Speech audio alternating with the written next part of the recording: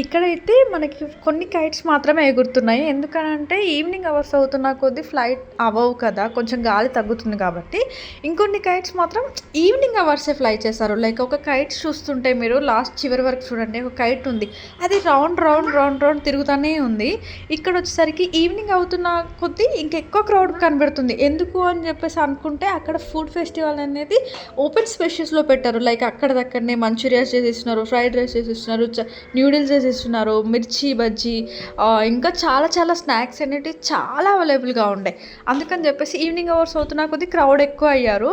And ఇక్కడ వచ్చేసి మనకి ఏ టైప్ ఆఫ్ ఫుడ్ కావాలి అన్నా కూడా అక్కడ మాత్రం ఆ 3 డేస్ ఫుల్గా తినేసేయచ్చు. లైక్ ఎటువంటి టైప్ ఫుడ్ అయినా కూడా మనకు అవైలబుల్గా ఉండే. ఇక్కడ చూస్తున్నారు కదా, ఇగో ఈ కైట్ ఒకటి, ఇక్కడ రౌండ్ తిరుగుతూనే ఉందన్నమాట. అది చాలా బాగా అనిపించింది.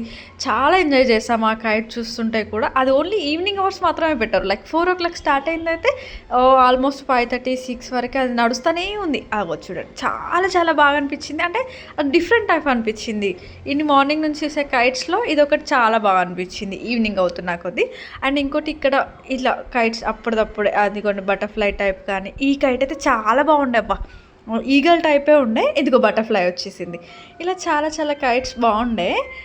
అండ్ ఇంకోటి ఈవినింగ్ లైక్ 5:30, 6 అవుతున్న టైంలో భరతనాట్యం చేసేవాళ్ళు కానీ, కూచిపూడి డ్యాన్స్ చేసేవాళ్ళు కానీ అలా చాలా బాగుండే అది చూస్తున్నారు కదా. ఇక్కడ అమ్మాయిలైతే అసలు ఎంత బాగా చేశారంటే చాలా బాగా అనిపించింది. 10/10 ఇవ్వచ్చు. వాళ్ళ ఎక్స్ప్రెషన్స్ కానీ, వాళ్ళ డ్యాన్స్ కానీ అలా చూస్తూ ఉంటే అక్కడే ఉండిపోవాలనిపించింది. అంత బాగా చేశారు.